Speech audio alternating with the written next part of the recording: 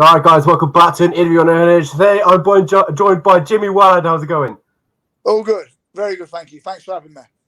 Mate, it's an absolute pleasure. You're a legend on the British MMA scene. You've done it all. I can literally list your accomplishments, but I'll be here all day. Nah, you reckon? Yeah, nice one. Been around we'll too long. Exactly. We'll recap the fight versus Daniel Skibiński, and you returned in phenomenal fashion, KO'd him in round one. What was the immediate, the reaction after that fight?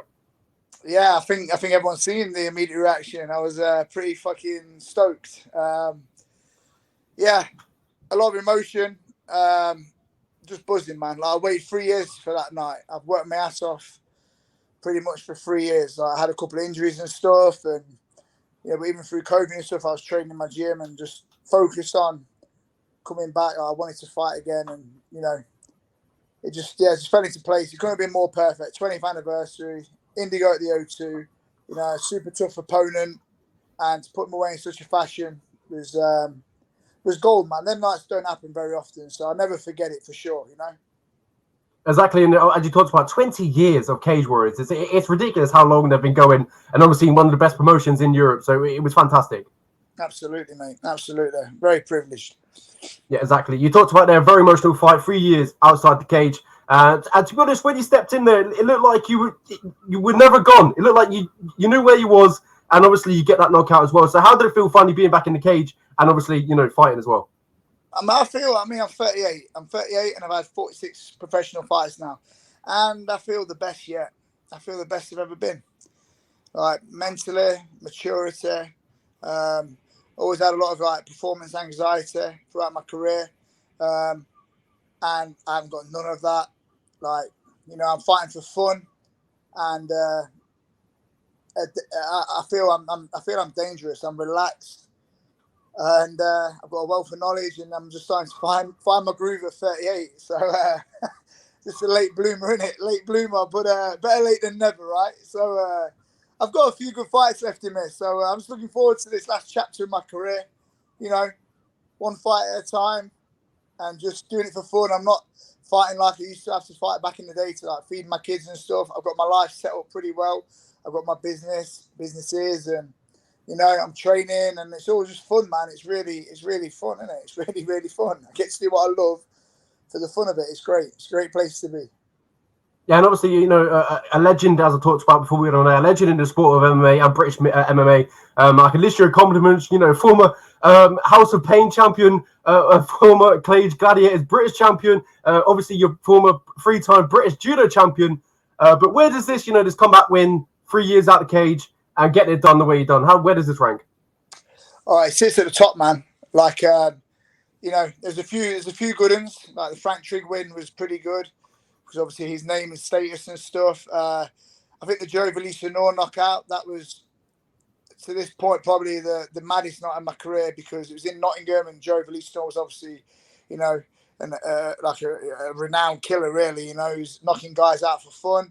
So and that was pretty crazy. But I don't know, man. Friday was up there. Honestly, it really was. I rate Skibiński a lot. I thought it was a pretty terrible comeback fight, to be honest with you. When I got offered him, I was like, yeah, Sam, whatever. But I was like, for fuck's sake, you know what I mean? I'd rather had someone a little bit. Well, no, I wouldn't now, obviously. But at the time, I was like, it's a tough first fight back, I thought. But yeah, it rated one of the top wins of my career for sure, and one of the best nights of my career by a long way. It was very, very good, and I was buzzing, man, absolutely. But the crowd was crazy, and as soon as I walked out, just that reception, just that buzz, that energy, that vibe, man. It's just, you can never explain it. Nothing ever compares in life. It's it's a drug, innit? It's a drug, and. Yeah, when you get a knockout and you turn around and they're going nuts, you lose your shit. It's fucking awesome. I mean, the O2 Indigo honestly does bring that energy, like you said there. The way it's so compact, so small, it feels, obviously, it brings that, that energy that as you talked about there.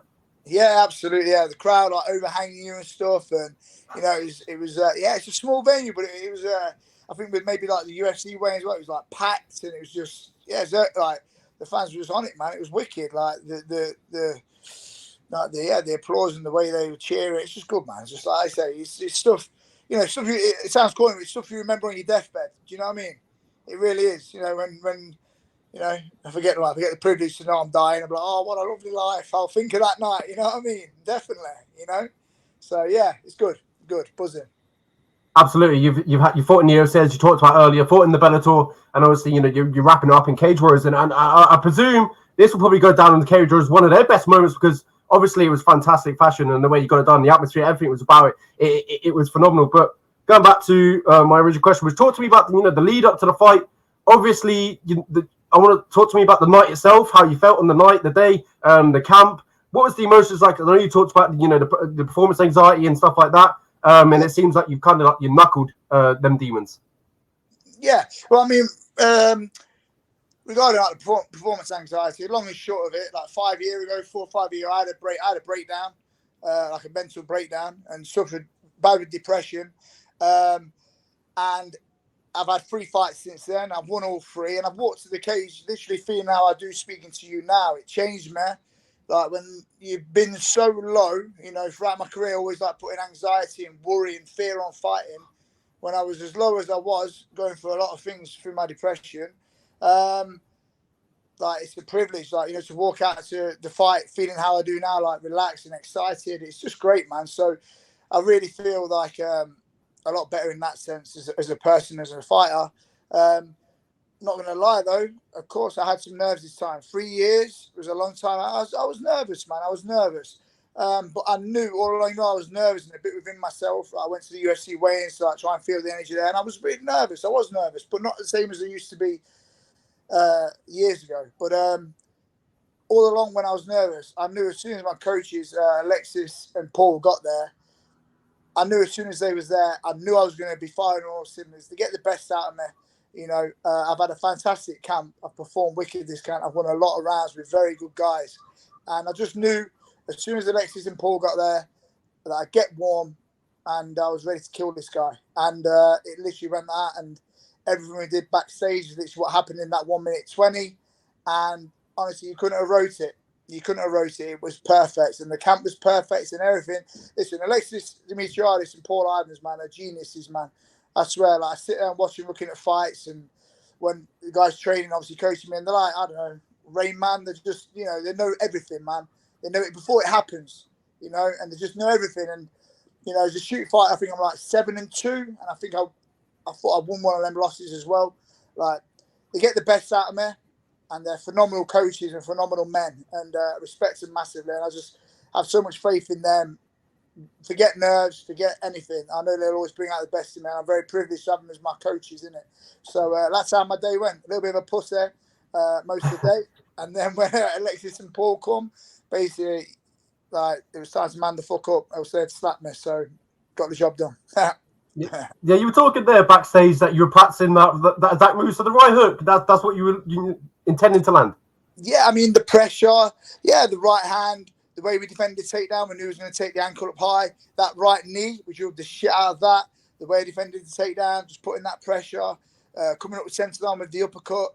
Yeah, pretty to a degree. Yeah, like a good 80% of what happened, we literally walked through backstage before I made the walk. Yeah.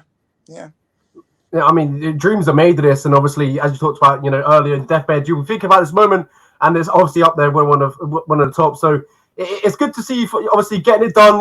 As we talked about the O2, the energy, the moment is just truly, truly special when you think about it. Yeah, absolutely, mate, absolutely. And listen, I've got a few more left in me, man. I want a few more of these nights. I want to put on a show, man. I want to finish my career, this final chapter. I want to be remembered for how I ended my career, not the near misses and the fuck ups, over the years. I want to. I'm going out of a bang, man. I'm here. I want to become world champion. I want to fight Rhys McKee. I want to win that title, and I'm taking it one fight at a time. But I see my career ending as Cage Warriors world champion. So that's my goal. That's what I'm set on. That's what I'm focused on, and I'm confident I can work my ass off every day and make it a reality. I really believe that. Yeah, you just talked about Rhys McKee, so I guess that's a fantastic segue into my next question. Obviously, Rhys McKee just defeated Justin Burlinson in an absolute fantastic fight. for that welterweight championship. And obviously, you talked about you would like to fight him next. So how does that one go between yourselves? Well, find people like you, sir, and people start spreading the news. And I mentioned it on the night, and it's just waiting to hear what's said and what comes back. But that's certainly where I believe my next fight should be. I've had, I said on night, 17 fights with Cage Warriors. I think it's actually 19 because I had a couple of professional K1 bouts on Cage Warriors. So I actually think I've had 19 fights on Cage Warriors. I've had, I'm on a 3-fight win streak against very good opponents. You know what I mean? I put in a sterling performance against Daniel Skibiński, who's no joke. He's a fantastic fighter. And for me, that warrants me having a Cage Warriors world title shot. So I think I'd like to hear what people have to say about that. Let's get the conversation going. I think a lot of people will agree with me, I hope. And listen, Rhys is fantastic. Respect him fully. No disrespect to him at all, but you're the world champion, Rhys. You've got what I want. And fully respect him. Great fighter. But I'm coming to impose my will on him, give him the chance. So hope Graham and Cage Warriors and Ian give me the opportunity. And that's where my head's at now. Hopefully that becomes a reality for me. I mean, I absolutely agree. I think that obviously the next shot is for you is Rhys McKee. I mean, who else is there at welterweight that has the buzz that you have right now? Who else is there? Sorry, I didn't hear. Sorry. Listen, there's some great lads on Cage Warriors, 100%. That's who I want to fight. Simple as that. I want to fight Rhys McKee. I want to fight whoever's the world champion. Do you know what I mean? I've not got anything against Rhys. Like I said, respect him fully, but he's got what I want, and it's as simple as that. And if Justin had won the belt, I think Justin's a great lad. I think they're all great lads. They're all great lads with great skills, and they're all grafting their arse off. Respect them all fully. I think they're all brilliant. Do you know what I mean? They're so talented, all of them. You know, I just want that belt, and I want to end my career as Cage Warriors world champion. It's no disrespect to none of them. You know, I think me on my day, I give them all hell, and as great as they are, and they can give me shit as well. If I make a mistake, they'll put me away, but I ain't making no mistakes. I ain't here to make the numbers up. I'm here to become world champion and finish my career where I started as a world champion. So it needs to happen. It needs to happen. You know, let's make it happen because, yeah, man, full circle. You know, full circle for me. That's it for me. You know, that's it for me. Yeah, what would it mean for you to, get obviously that belt wrapped around your waist once again? Yeah, it'd be the icing on the cake, it'd be the icing on the cake. It's not the be all and end all. There's zero pressure. Like, honestly, man, one fight at a time. But that's what I want, and let's go and do it. And I'll walk out smiling, ready to have a ding dong again, and enjoy the process, enjoy the test. Rhys is fantastic. It's a test, man. He's very good, So, yeah, simple as that. I want it, and hopefully, let's have it. Cage Warriors, let's have it. I think it'd be great. Yeah. Man. He's a great fighter. I think it'd be a great fight. I think it'd be very entertaining. I mean, that fucking fight with Justin was fantastic. Man, he's tough. Both super tough. But man, Rhys is tough, and you can't cut him out. And good in all areas. Great camp, great coaches. Like, I know who coaches him and stuff, and his team is great, man. You know what I mean? He's experienced. Nothing but respect. But fat old boy coming to fuck you up, Rhys. So let's do it. Yeah, let's go. You talked about him. Obviously, a very tricky opponent. Fought in the UFC. Didn't have the best success, but since after that, he's rebounded back, and put on phenomenal performances, and obviously got that belt. So back to my question: how would the fight of you two? How would that play out? How would it play out? I mean, I think it'd be fireworks. I think I am more well-rounded. I think I can put a full MMA arsenal onto him. I won't just strike him. I won't just wrestle him. I will put him in areas where I'll get him. I'll put pressure on him in different areas. I'll open him up, get him thinking it's wrestling. Then I'll be striking. Then I'll be wrestling. I'll put an MMA clinic on him. That'll be my plan. With much respect, Rhys. That'll be my plan, and I believe I can make it happen. And he's got some, he's going to cause me a lot of problems. He's very good. But listen, man, I believe in myself. I'm not sure as he believes in himself. But listen, this makes sense. And Rhys going to kill me to beat me, lad. So, let's do it. Let's do it. Let's have a big hug at the end. Whichever way it goes, respect you massively. Let's have a ding dong, man. Let's give the fans something good, you know. Let's give them another war, you know. Give them what they deserve. The Cage Warriors fans are the best in the world, so let's give them what they deserve, man. The young generation of Rhys McKee chasing the old dog. There you go, man. Innit? Got to be it ain't beat up an old boy, innit? You know what I mean? Let's take it out. Let's lull him into the false sense of security. Go and beat up an old man, Rhys. It'll be easy work. Come on. You know what I mean? Absolutely love it. I wish that Graham and Cage Warriors do make that fight next. I do believe it's the next fight to make. I just don't see, other than you and Rhys, I don't see anyone else who probably should fight for that welterweight strap. No, I mean, there's a few guys I think are floating around, but I just think it makes sense. Like, again, no disrespect to anyone. I just think what I put into the game and put into Cage Warriors over the years and where I'm at and the performance I had, I think I'm next in line. I think it's a no-brainer. I'd be very, very disappointed, to be honest, if I'm not. I think,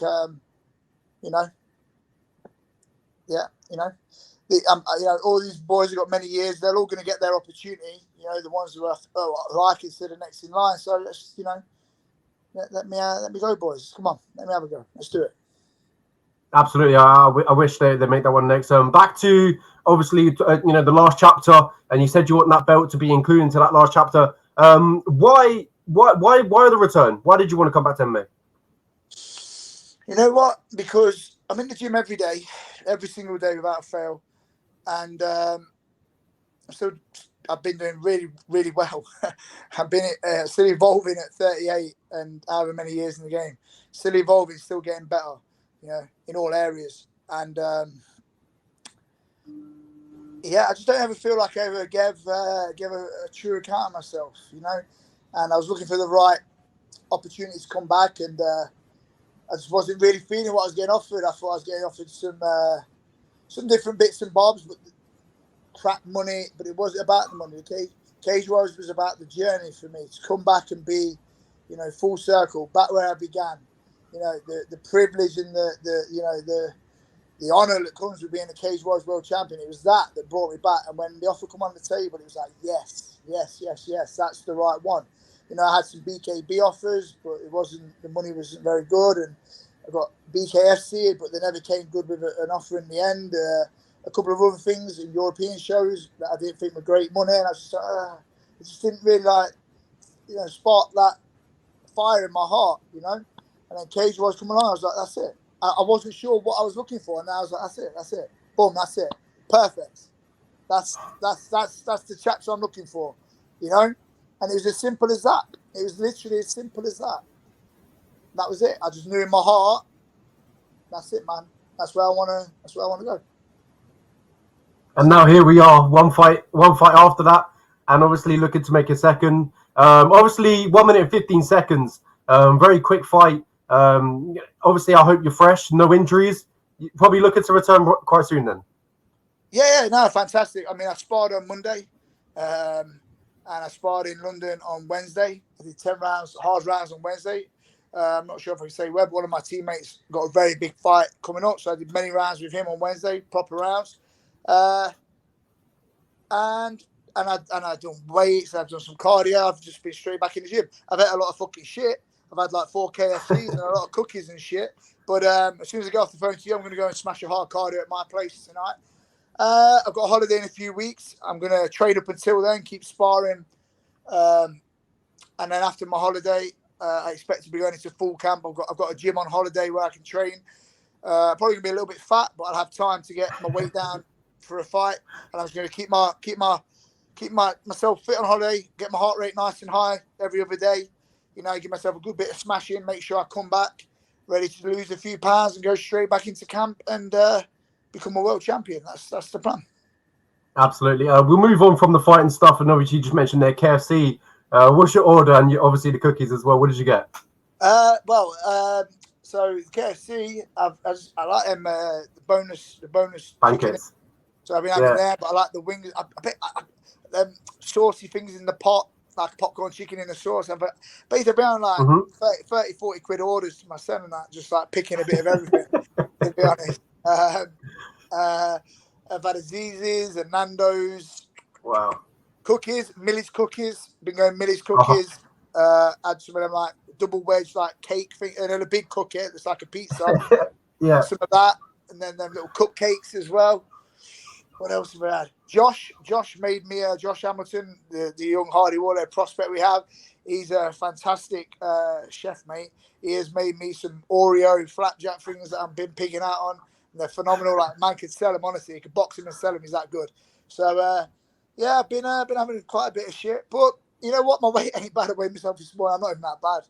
I'm just feel like I'm holding a bit of water. I don't actually feel that bad, to be honest. So I think if I keep my meals healthy, like most of my meals, I've been having one thing a day, you know. If I keep my meals good and I keep training, I don't see myself getting too ridiculous, to be honest. Yeah, and you mentioned your holiday as well.